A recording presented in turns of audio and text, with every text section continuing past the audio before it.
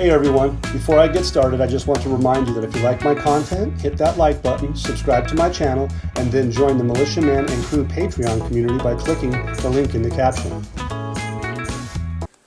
Hey, good evening everybody, Militia Man and Crew, and today's November 4th. I hope everybody had a great week beginning, and I look forward to seeing what transpires in the next couple of days, or even at any time. I think Iraq has really shown that the readiness of the country is basically explosive. It really is. There's a lot of reasoning for that. I think if you've been paying attention in patreon.com with Militia Man and Crew, where you can find Super Samson's wonderful articles and a great admin, Gigi, you can find that I'm in there, and we all come in and facilitate really quality news, and we all talk about it. And so plenty of the members out there, all of you that are with Militia Man and Crew, I want to thank you for your support and appreciate it.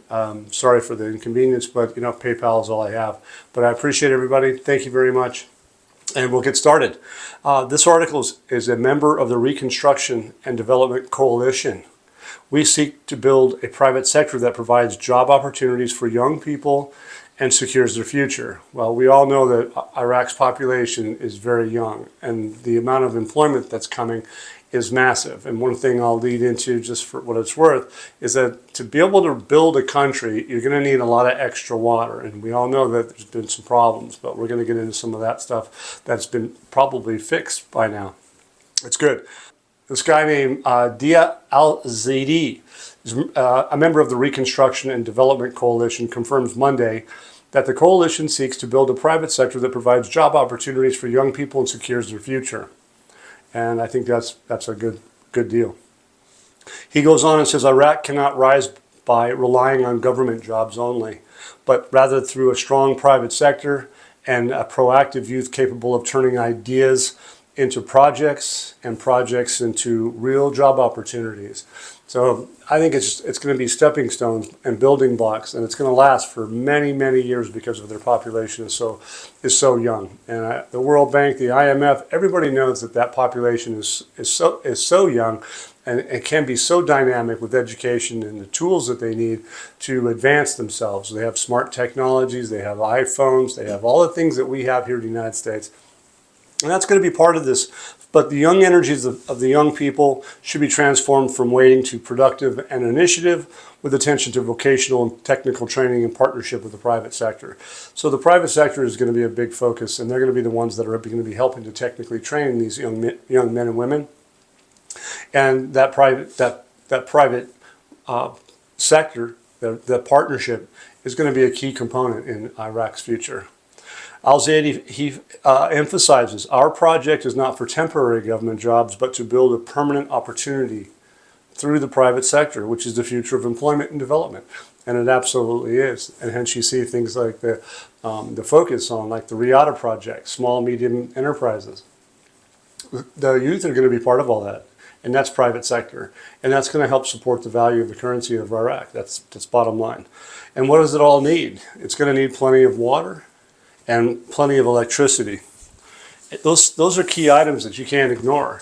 And they're not. They haven't been for the last 3 years under al-Sudani, who's up for a second term and is said to be a shoe-in. But that's the way I put it anyway. But we'll see how that goes. And I think that there's an election on the 11th. Do I think that I'm personally waiting for that yet? Not yet. But we'll see how it turns out. That's all we can do. This gentleman by the name of, or the Mufti, forgive me, the water agreement between Iraq and Turkey represents a historic turning point. And like I just let in, we're talking about water. We know that the oil agreement was a historical oil agreement just recently to move oil through the Siam pipeline into Europe. I think there's an article, I didn't get to it today, but I believe there's an article that's circumventing even oil trade from Iraq away from Russian influence. I'll have to look back into that. But you can see the writing on the wall. The advisor to the Prime Minister of Water Affairs, his name is Mufti, confirms that the Memorandum of Understanding signed the day before yesterday with the Turkish side represents an unprecedented historical turning point in the course of water relations between Iraq and Turkey. Okay, so look, Iraq's water's been shut off for quite a long time, or slowed down specifically, not necessarily shut off, but reduced dramatically over a period of time. And for the Development Road project to build millions of houses, to build industrial cities, and the reconstruction effort, all the new commercial buildings, all that stuff, it's going to take water. It's going to take population. It's going to create jobs, but also all those people are going to need water and electricity to make it work. And even in the construction, as simple as knocking down the dust, you realize Iraq's pretty dry. So they're going to need a lot of water. Okay, gentleman goes on and talks about that this memorandum will ensure the sustainability of water releases in the Tigris and Euphrates rivers, as well as contribute to the modernization and establishment of new infrastructure in the field of irrigation and other water sources, noting that the signed memorandum, so it's the signed, represents a historic turning point in water relations between the two countries, Turkey and Iraq, of course. Memorandum of this level has never been signed before between Iraq and Turkey regarding water, making it a historic milestone in the course of water and economic relations and the implementation of joint projects. Well, they have a lot of joint projects. They have a lot of businesses in Turkey doing business with Iraq into the billions of dollars worth of trade. It says, the memorandum will enter into force through official correspondence as it was signed yesterday. One of the Iraqi-Turkish sides will send an official letter announcing the readiness to begin the legal and administrative procedures. And upon the arrival of corresponding letter, the memorandum will become officially effective. Signed, done.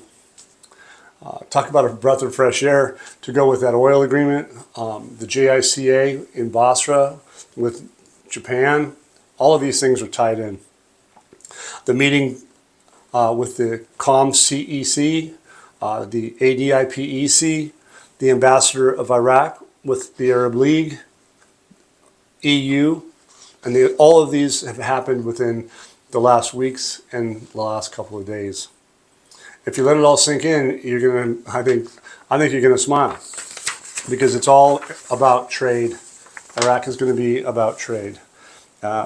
Just the JICA is about yen trade.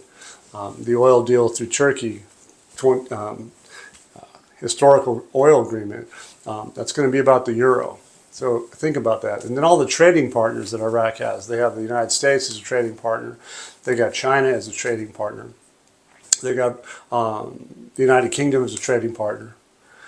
So you can see that all of them are still working in this, but you're seeing the confidence. Why is there confidence? Is because that confidence is going to come from stability to support a real effective exchange rate, which they can do because they have non-oil revenues and all the other things. They can do that with that stability of the relationship with the Arab League. And one of the things that we're going to talk about is the Arab League and the Euro and the European meeting. And that's taking place. And so keep it in mind, because it's really important to know what you own. The Ministry of Oil participates in the Abu Dhabi International Petroleum Exhibition and Conference called the ADIPEC. It talks about that it's one of the world's leading events in oil, gas, and energy sectors. The delegation received significant attention from representatives of international companies who expressed their desire to strengthen cooperation and work in Iraq's oil and gas sector, given its promising investment opportunities and attractive investment environment. Al Sudani has been working on investment opportunities, employment, making it attractive for investment environment, and obviously you can see by the tell signs is how quiet it is in some respects, because they're not giving out a whole lot of information when it comes to, for instance, the revaluation of a currency. They can't do that, but they sure can give you the heads up, and they do it with quiet tones. And I think that's the tell sign, because we haven't seen the 23, 24 budget tables, 25 budget tables, but I would assume that they have been sorted, and that's what we're going to see about that. Iraq's participation in this conference will help in bringing big players into the Iraq's energy sector. We can think of just a few: Chevron, ExxonMobil, for instance. Iraq's investment environment is getting very hot. It is really heating up because you have so many different entities coming into the country from all around the world. But basically, we're going to tie this in for a second. What is the DIPC?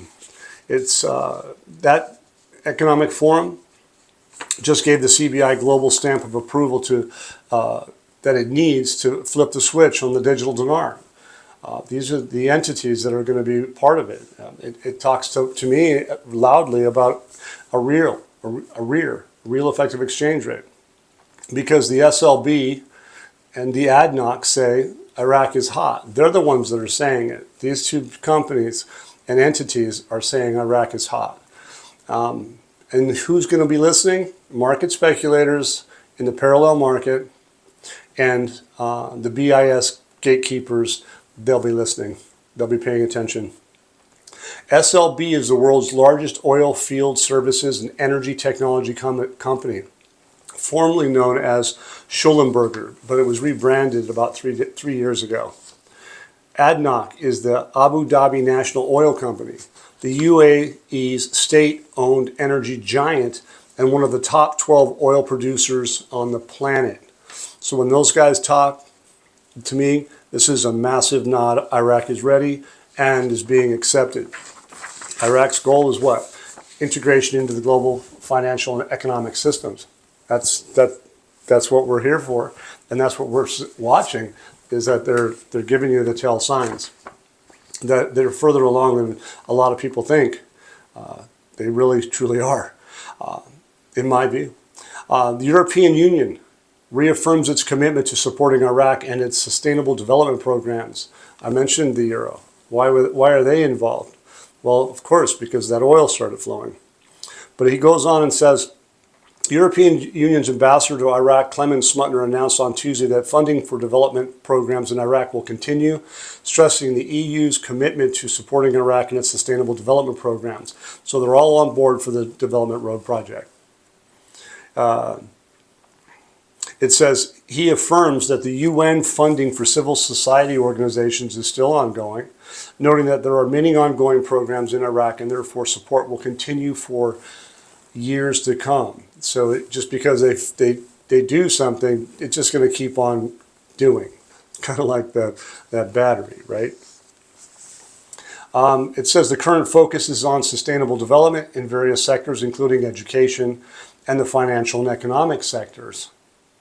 Through diversifying the economy and providing consultations through European financial institutions that offer support and advice to Iraqi financial institutions with the aim of promoting economic diversification. This is again talking about Euro relationship. We talked about oil. And it's no wonder they're in support, because they have the oil flowing through the Sion. And so that's some of the things that I pay attention to.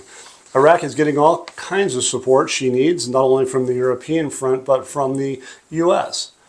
Australia. We saw things about the WTO with Australia. We saw the WTO signs quite some time ago from Saudi Arabia.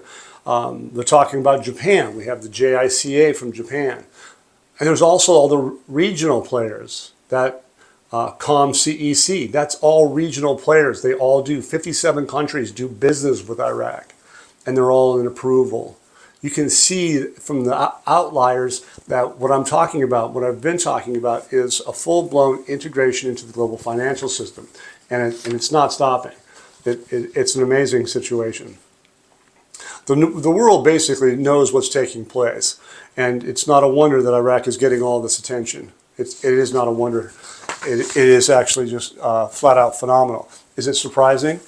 Not at all. Is it seemingly kind of quiet and people don't quite get that? Yes, and that's on purpose, in my opinion.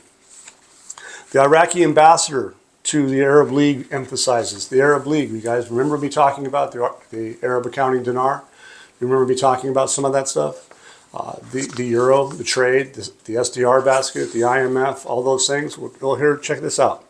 The Iraqi ambassador to the Arab League emphasizes the importance of strengthening partnerships with Iraq on both Arab and European levels. So we're talking about the Arab regions and we're talking about the European regions. And then you come back to the column CEC, which if you look it up, you pay attention to it, you're going to go, wow, that's a lot of countries. That's a lot of countries ready to do business. It's a lot of the quiet tells that we're on board and we know what's going on and we're ready to do business, trade.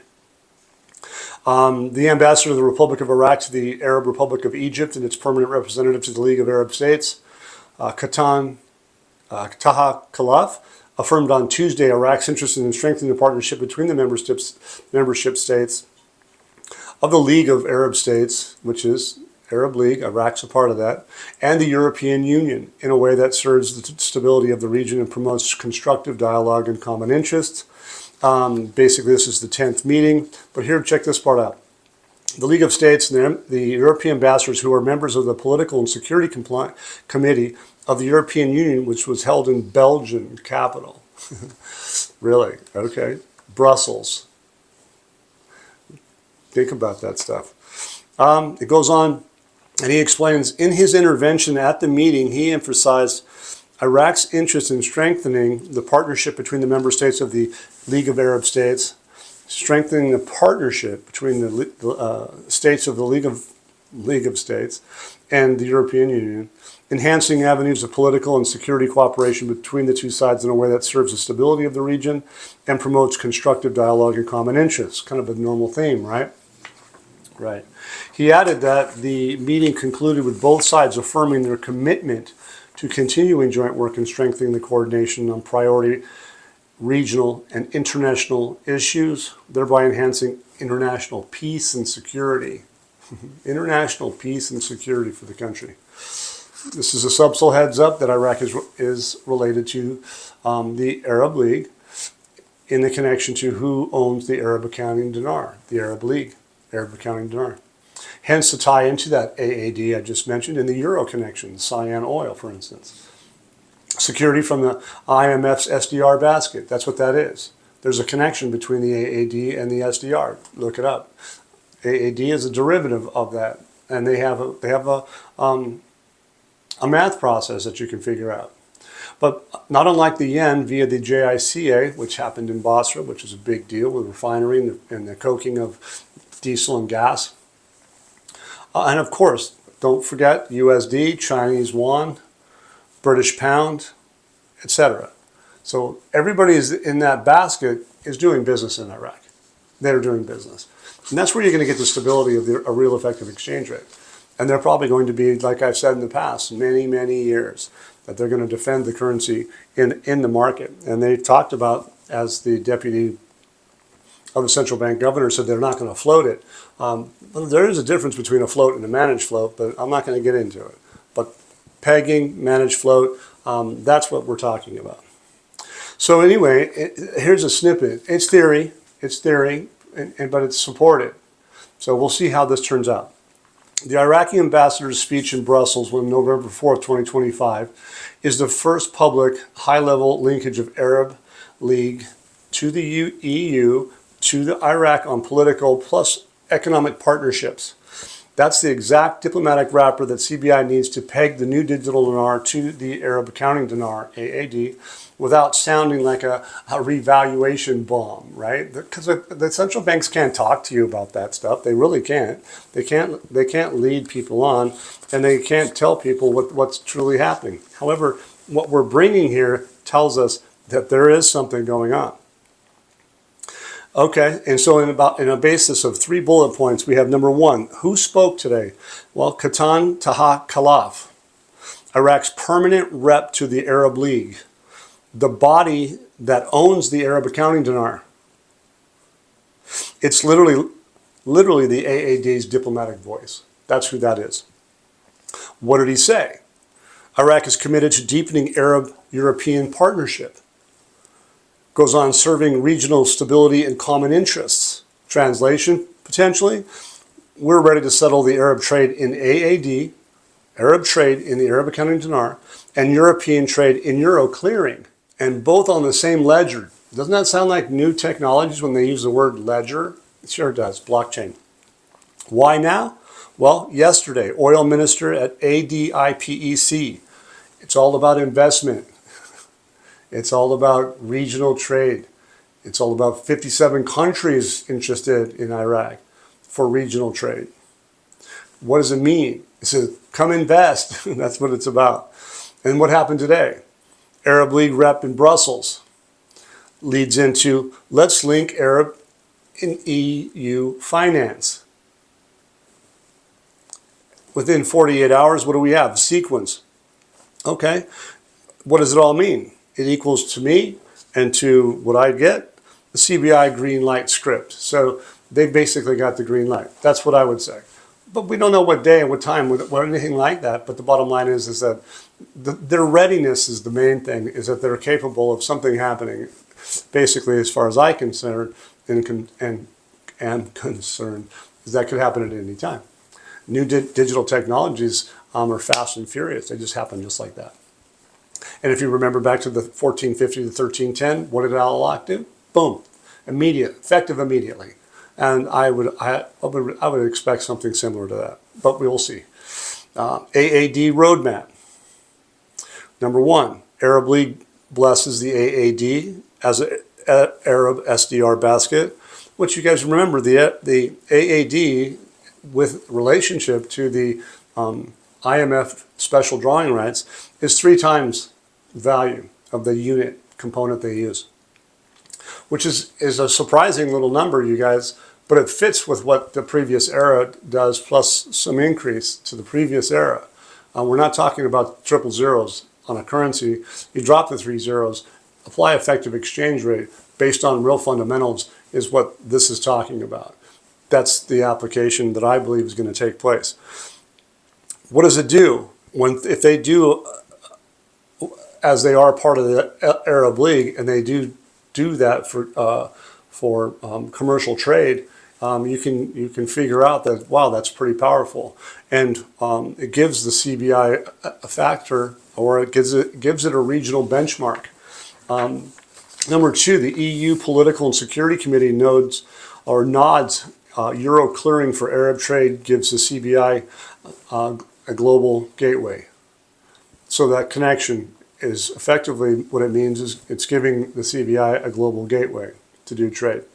The CBI circular. So the CBI circular, has anybody talked about that? Well, they have them on occasion.